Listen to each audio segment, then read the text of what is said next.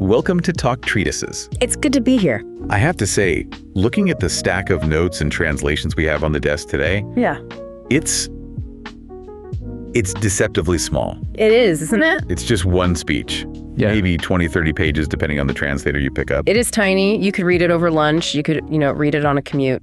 And yet, everything else we have here, the commentaries, the history books, the legal analyses, it's massive. It really feels like we're looking at the Big Bang. Oh, yeah. The moment the singularity just exploded. That is exactly what this is. We are looking at the origin point. If you strip away all the footnotes of Western philosophy, you eventually land right here, Athens, 399 BC, a courtroom, and a 70-year-old man who decides that staying alive is less important than telling the truth. We are, of course, talking about the trial of Socrates. Yeah. Specifically, Plato's Apology. The apology. And before we go a single step further, we have to deal with that word. Right. Because in English, if I give you an apology, I'm saying, my bad, I messed up, please forgive me. Right.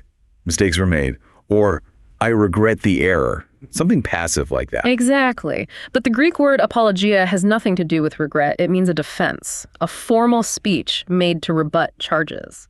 So if you go into this expecting Socrates to say he's sorry, You are going to be shocked. He is, and I don't think this is an exaggeration, the least sorry person in human history. he's actually remarkably aggressive in places. He is defiant. He's essentially putting the city of Athens on trial for having the audacity to accuse him in the first place. So here is the mission for this deep dive. We aren't just going to recap the trial. We have the text. We have the historical context of the Peloponnesian War, which matters a lot here. And we have the legal arguments. We're going to dismantle the logic Socrates uses, look at why he essentially goaded the jury into killing him, and ask why this specific moment created the archetype of the martyr for truth. It's the ultimate clash, really. The individual versus the state, conscience versus conformity. So let's get into it. To understand why he's even in this courtroom, we have to look at the atmosphere in Athens. It's 399 BC. And from what I'm reading in the history stack here, Athens is not having a good time. That is a massive understatement. Yeah. If you want to understand the mood of that jury, you have to look at the preceding 5 years. Athens was the superpower of the Mediterranean, but they have just lost the Peloponnesian War to Sparta. And it wasn't just a loss, it was a humiliation. A complete and total crushing. Their navy was destroyed, their empire was gone, their famous long walls were torn down to the sound of flute music by their enemies. It was a national trauma. And they lost their democracy for a bit, right? The 30 tyrants. They did. Sparta installed a puppet government, a brutal oligarchy called the 30 Tyrants. These are terrible men. They executed something like 1,500 citizens in a matter of months just to seize their property and consolidate power. They terrorized the city. So even though the democracy was restored by the time of the trial, the scars are still there. Oh, they're fresh. The trauma is raw. Everyone is on edge. They're looking for scapegoats. They want to know what went wrong. They're paranoid. They want to return to traditional values. They want the good old days. They want to know why the gods abandoned them. And into this powder keg walks Socrates, this weird barefoot guy who has been annoying everyone in the public square for 30 years. And crucially, some of his students were not great guys. That's another understatement. Critias, the leader of the 30 Tyrants, was a former student of Socrates. The chief tyrant. The chief tyrant. And Alcibiades, the brilliant but treacherous general who helped Sparta win the war, was also a student of Socrates. So when the jury looks at Socrates, they don't just see a philosopher. They see the man who taught the people who ruined their city. Wow. That context changes everything. It's not just about asking annoying questions. This is deeply political. It is intensely political. The new democracy passed an amnesty, so they couldn't charge him for his political associations directly. They had to go after him on other grounds. Which is why they land on religion. Yeah, exactly. Religion and corrupting the youth. Right. Socrates actually makes this distinction early in the speech. Yeah. He says he's not just fighting the guys in the room, Miletus and Anytus. He's fighting the first accusers, the rumors, the gossip. The shadows, he calls them. It's a brilliant way to put it because you can't cross-examine a shadow. These are the stories the jurors heard when they were children. You have to imagine most of these jurors are essentially judging a meme. A meme? What do you mean? Think about it. There was a famous comedy, a play by Aristophanes called The Clouds, written 25 years before this trial. The main character is a buffoon named Socrates. And what does this character do?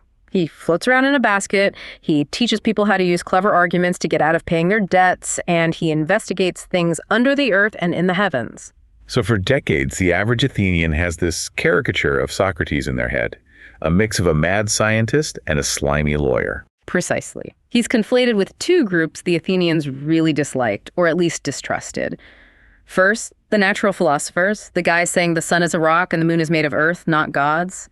That sounds a lot like atheism to the average person. And second, the sophists. And the sophists. We need to break down the sophists, because Socrates spends so much time and energy saying, I am not one of them. And for good reason. The sophists were, well, you could think of them as the original management consultants, or maybe high-priced lawyers and PR gurus rolled into one. They were traveling teachers who charged massive fees to teach young, wealthy men rhetoric. The art of persuasion. The art of persuasion, how to speak well, how to win any argument, regardless of which side you're on. Making the weaker argument appear the stronger. That's the famous line. That's the one. So if you're a traditional Athenian father, the sophists are terrifying. They take your son, charge you a fortune, and teach him how to talk his way out of doing his chores or respecting the gods. They were seen as moral relativists. They don't care about truth with a capital T. They cared about winning. And Socrates gets lumped in with them because he's always in the marketplace arguing with people. But Socrates points out the one crucial difference, the receipt, the proof. He's poor. He's broke. He says, if I were a sophist, I'd be rich. He points to his own poverty as his star witness. He says, I don't sell wisdom. I don't even claim to have any wisdom to sell. That seems like a pretty strong defense. If I'm a professional grifter, I'm objectively terrible at it. It is. But it opens up a much deeper question, which he has to answer. If he isn't a natural philosopher and he isn't a sophist, why does everyone hate him? Why is there so much smoke if there's no fire? And this brings us to the new accusers, the men actually standing there in court. Who were they? There are three main accusers. Meletus, who is there representing the poets. Ennis, who is a powerful politician representing the craftsmen and politicians, and Lycon, representing the rhetoricians. But Meletus is the one doing most of the talking in the text. And what are the specific formal charges? Two main counts on the indictment. First, that Socrates is an evildoer who corrupts the youth.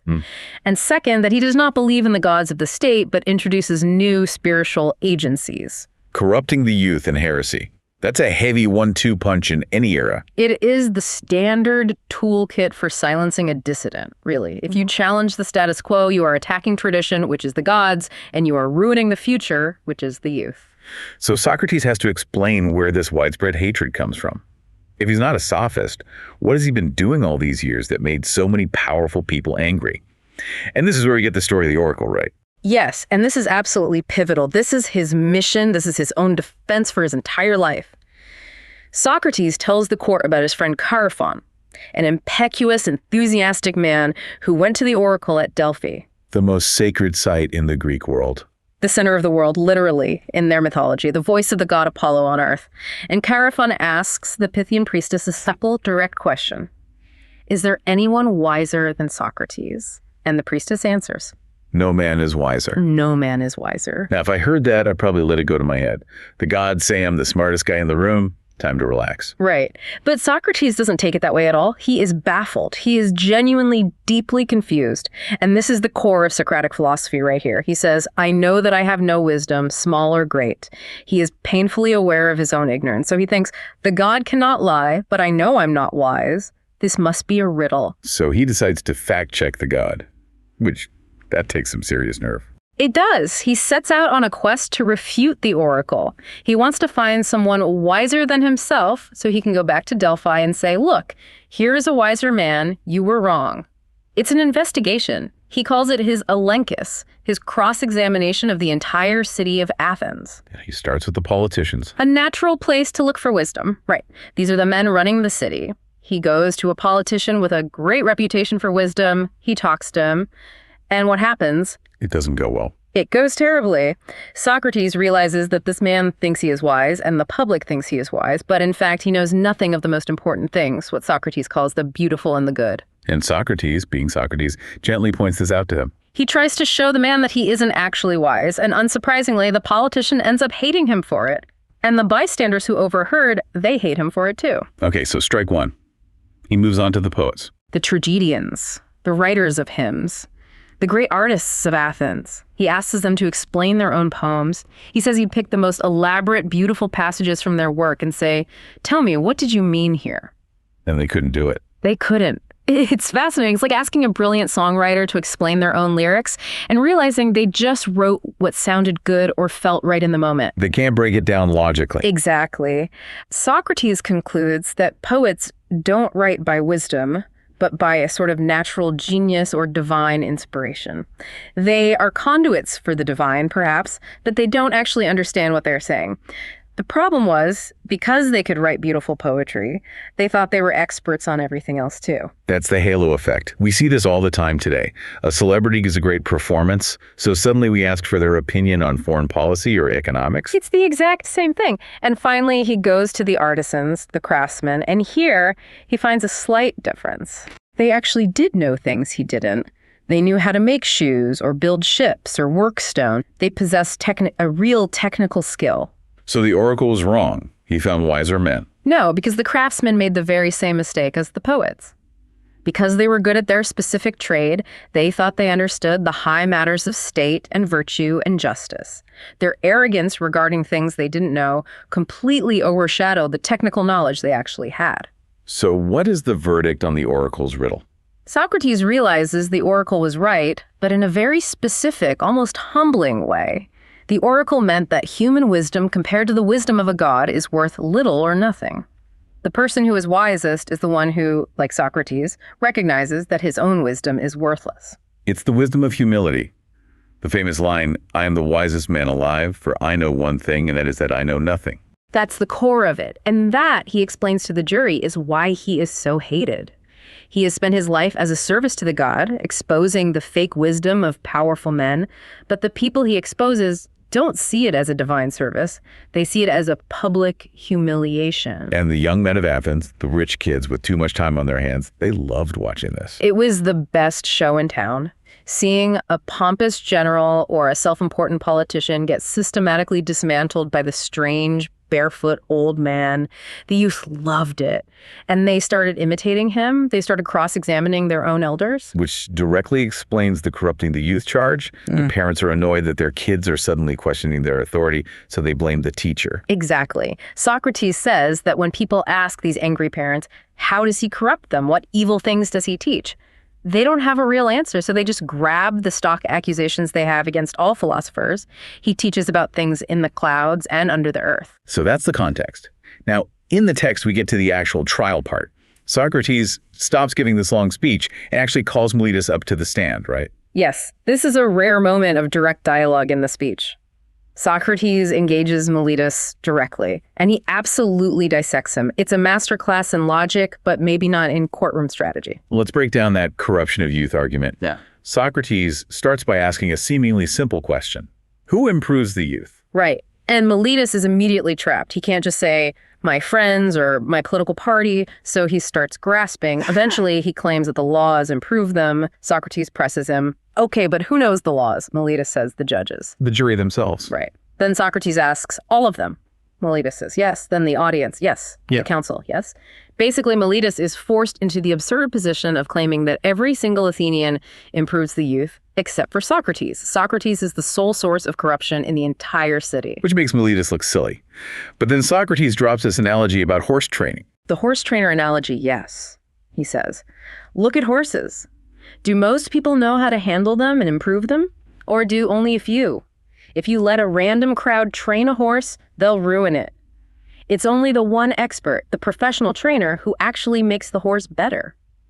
Therefore, it's highly unlikely that all of Athens is good for the youth and only one man, Socrates, is bad. It's a probabilistic argument. It makes common sense. But is it a fair comparison? I mean, raising a good citizen isn't exactly the same as breaking a horse. You could argue that culture is a collective effort, that the whole village raises the child. That's a fantastic point, and it's the core objection. If you believe in traditional values, then yes, the community does improve the youth by socializing them, by teaching them the city's norms and stories.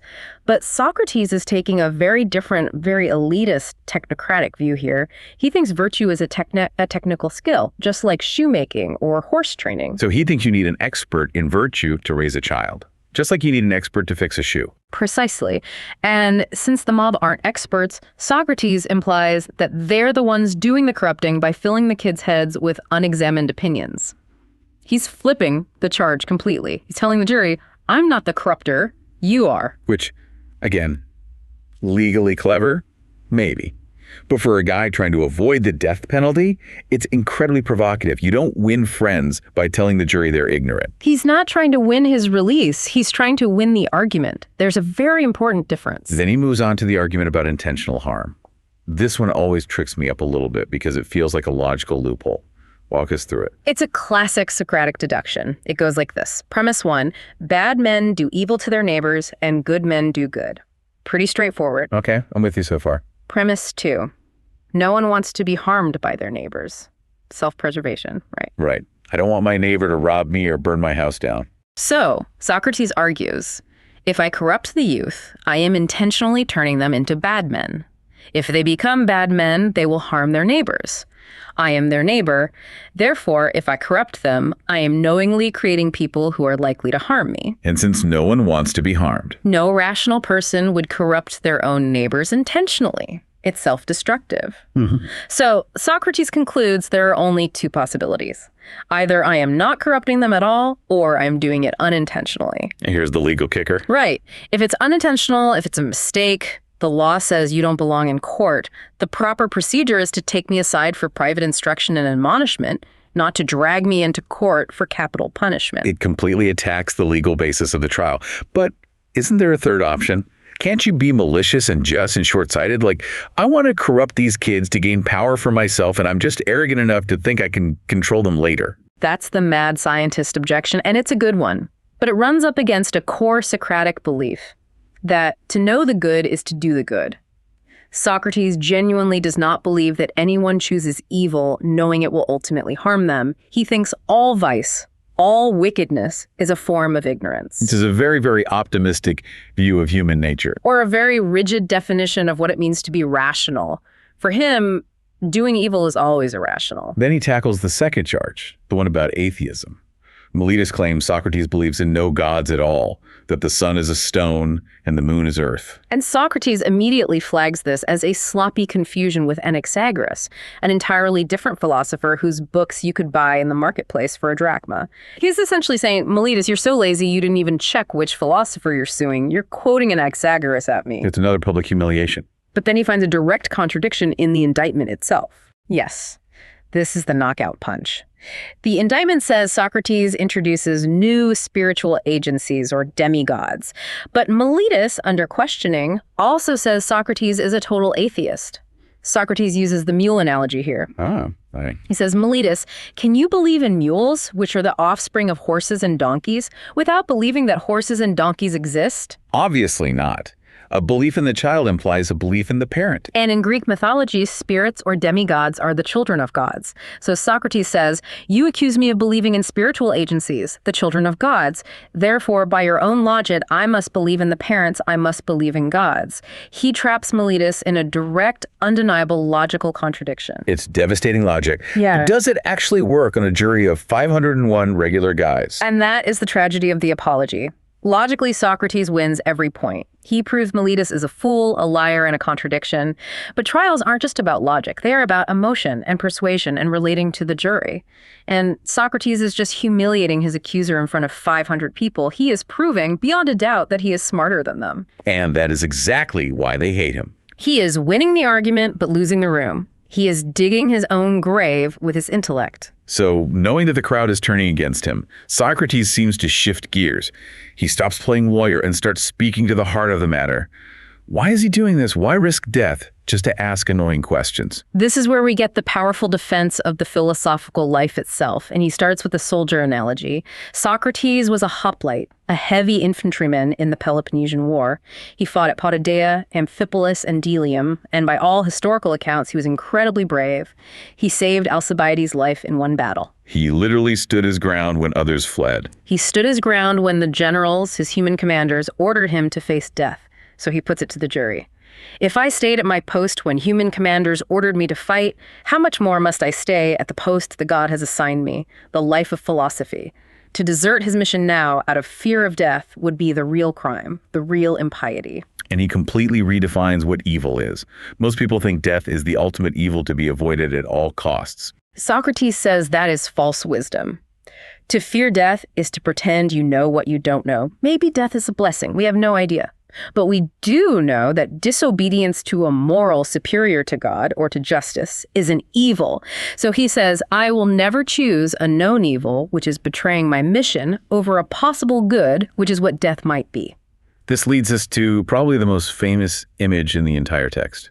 He has to explain why he keeps doing this. Why is he so annoying? He gives them the metaphor of the gadfly. It's unforgettable. He compares the city of Athens to a horse, a large, well-bred, powerful horse. But because of its great size, it's sluggish, it's sleepy, it's complacent. And Socrates is the fly biting its flank. A gadfly is a horsefly. It hurts, it's irritating, it's relentless. You want to swat it away. But it keeps the horse awake, it keeps it moving. Socrates is saying, I am the constant irritation, the stimulation that keeps this democracy from falling into a stupor of self-satisfaction. I am arousing, persuading, and reproaching you. He tells them, you can kill me. It's easy. It's like swatting a fly when you want to go back to sleep. But if you kill me, you will sleep for the rest of your lives, unless God, in his care for you, sends you another. He is framing his annoyance, his constant questioning, as a profound act of love for his city. He is keeping the city's soul awake. It's such a powerful defense of the role of the critic, of the intellectual. But let's be real. If you're a juror and this guy calls you a sluggish horse and himself a gift from God, you're probably not charmed by this. Yeah, you're probably deeply insulted. And he keeps piling it on. He then mentions his divine sign or inner voice, the daimonion. What is that exactly? Is he claiming to hear voices from the gods? It's a very specific kind of voice he says he has heard since childhood. And he emphasizes a crucial point. It always forbids him from doing something. It never commands him to act. It's a restraint, a divine don't. And he says this voice is the reason he has always stayed out of politics. Which seems counterintuitive. If you want to fix the city, don't you run for office? Socrates says absolutely not. He says, a man who really fights for justice in the public sphere will inevitably be killed before doing any good for himself or for you. He argues that politics is so corrupt that an honest man can't survive. The mob doesn't want justice. They want flattery. To fight for justice effectively, he argues, you must lead a private life, not a public one. And he gives examples of when he tried to be principled in public and it almost got him killed, right? Two key examples that would have been very familiar to the jury. One, under the democracy, when the assembly wanted to illegally try the 8 generals from the Battle of Arginusae en masse. This was the trial when the generals won a major victory but failed to pick up shipwrecked survivors because of a sudden storm. Yes. The public was furious and grief-stricken. They wanted blood. They demanded all the generals be tried and sentenced in a single vote, which was illegal under Athenian law. Each man had a right to a separate trial. Socrates happened to be the presiding officer that day. He stood alone against the entire furious mob, refusing to put an illegal motion to a vote. He was threatened with arrest, shouted down, but he held the line for the law. And the other example was under the tyrants. Yes, under the 30 tyrants. They ordered him and 4 other men to go arrest an innocent man, Leon the Salaminian, so they could execute him and seize his property. The other 4 went. Socrates simply refused. He turned around and went home. He says he would have been killed for that disobedience if the government hadn't collapsed shortly after. So he proves that whether it's a democracy or a tyranny, the good man is always in danger when he confronts state power. He is making the case that his private life of questioning is the only way he could have survived to age 70 while remaining a just man. So the speech ends, the jury votes, Yeah. And what's the result? Guilty. But it's surprisingly close. Socrates himself notes that if only 30 votes had switched from guilty to not guilty, he would have been acquitted. He essentially split the room. So he's found guilty. Now comes the sentencing phase. In Athenian law, the prosecutor proposes a penalty and the defendant proposes a counter penalty. And the jury simply chooses one or the other. Miletus proposes death. A standard, though extreme, move. Now, usually the defendant would propose something painful but survivable, like exile or a heavy fine, something to show the court he's been humbled. But Socrates doesn't do humbled. Not even a little bit. He asks himself a different question. What do I deserve? He says, I have neglected my own wealth and my own family to spend my life improving your souls. I am your greatest benefactor. So the only fitting reward for a poor public benefactor is free meals for life in the Prytaneum. The Prytaneum is like the town hall, right? That's where they honor heroes. It's where they fed Olympic victors and visiting dignitaries. It's the highest honor the state can bestow. Socrates is essentially saying, you shouldn't punish me. You should treat me like a gold medal Olympian, because the athlete gives you the mere appearance of happiness, but I give you the reality. That is just... It's absolute gangster behavior in a courtroom. It is. I can just imagine the jury's reaction. Outrage. They must have been furious. This is pure arrogance in their eyes. He is mocking the court, mocking their power, mocking the entire process. It likely sealed his fate right there. He eventually dismisses the other options, right? He rejects prison because that's slavery to the state. He rejects exile because if his own countrymen can't stand him, strangers certainly won't. And he rejects silence. And this is where he drops the single most famous line from the entire work. The unexamined life is not worth living. It is the thesis statement of his entire existence. It is. To just live, to eat, sleep, work, and die without ever stopping to question what is good, what is just, why we are here, is not a truly human life. It's a biological existence, but it's not a life worth living. He cannot hold his tongue because talking about virtue is the greatest good for a man. Finally, his friends, Plato, is mentioned here by name as being present in the court. They pressure him to offer a fine. At their urging, he offers 30 minae, which was a substantial sum of money that his wealthy friends like Plato and Crito would guarantee. But the damage is done. The free meals comment insulted the jury too deeply. It was unforgivable. They vote again on the penalty, and the sentence is death. Yes. And by a larger margin than the original guilty verdict. Some jurors who had voted not guilty must have switched their votes to death after his sentencing speech. He essentially convinced the undecided voters to kill him. Now we enter the final phase of the text. The verdict is in, he's going to die.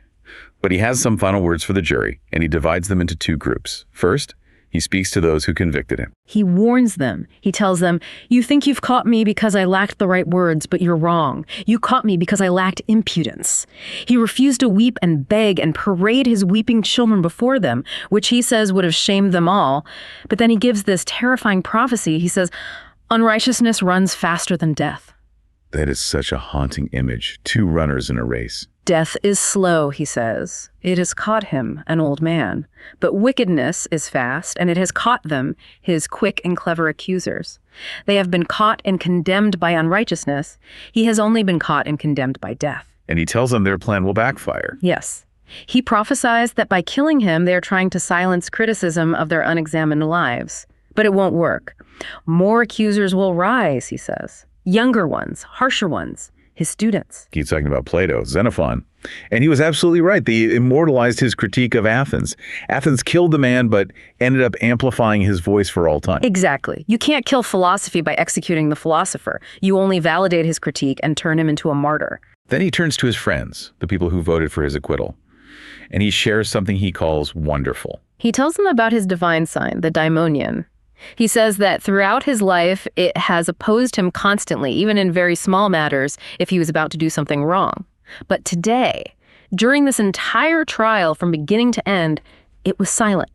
It never once stopped him. It means Socrates interprets the silence as a sign of divine approval. If what was happening to him, his condemnation and death, were truly a bad thing, his sign would have stopped him. Since it didn't, what is happening must, in some way, be good. He then gives us his theory of death. What are the possibilities? He presents a simple, elegant binary. Either death is a dreamless sleep, total annihilation, total unconsciousness, or it is a migration of the soul to another place. And if it's just sleep? He says that's a wonderful gain. Eternity becomes just a single night. And he asks, who among us, even a great king, hasn't had a night of dreamless sleep that was better than most of their waking days? And if it's a migration? Then it's a paradise of conversation. He imagines meeting the true judges of the underworld Minos, Rhadamanthus. He imagines talking with the great poets like Homer and Hesiod. But most of all, he imagines meeting the other victims of unjust judgment, heroes like Palamedes and Ajax. They can form a support group and compare notes on how terrible the justice system is. And most importantly for him, he can continue his mission.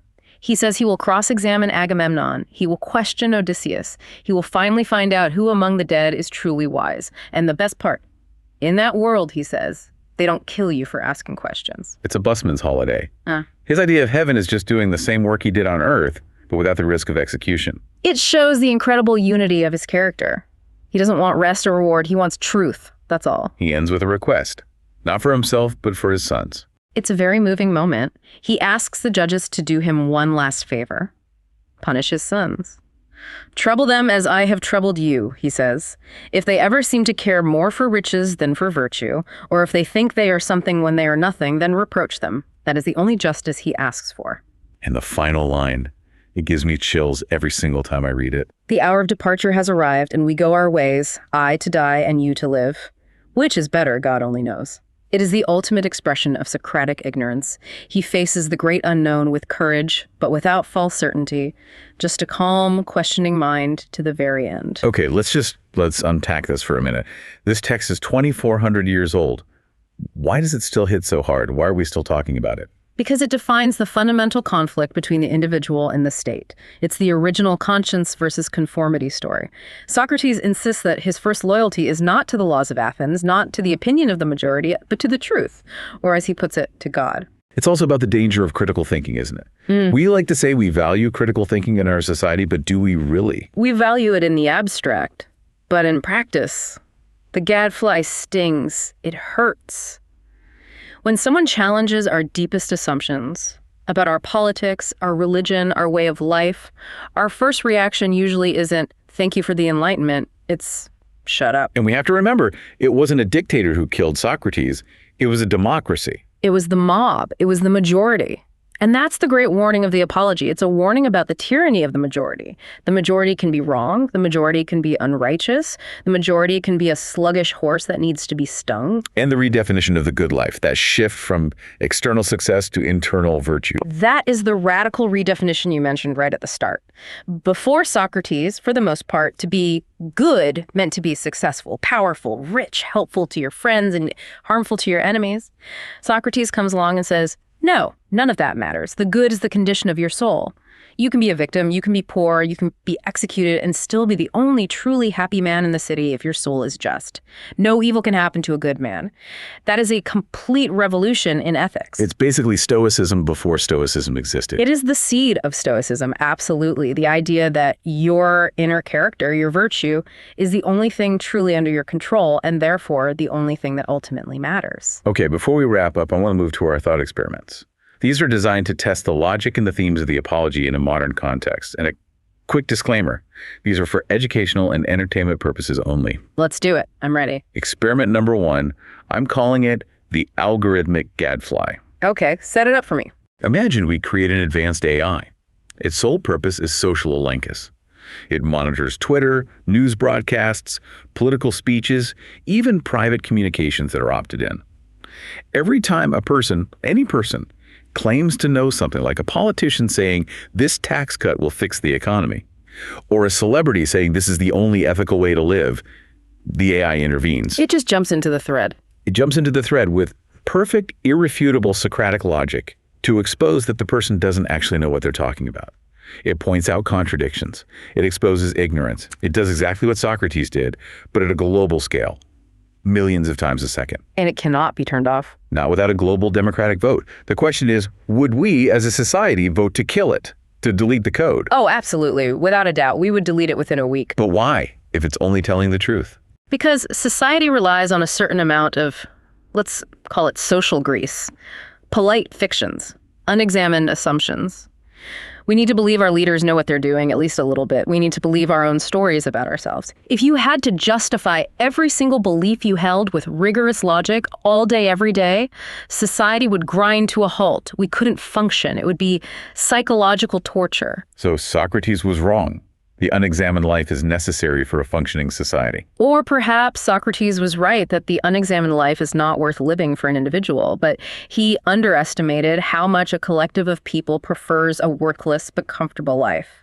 The AI would be accused of corrupting the youth by making them lose faith in their leaders, their institutions, their parents. We would call it a danger to social stability. We would execute the code just like Athens executed the man. That's depressing, but probably true.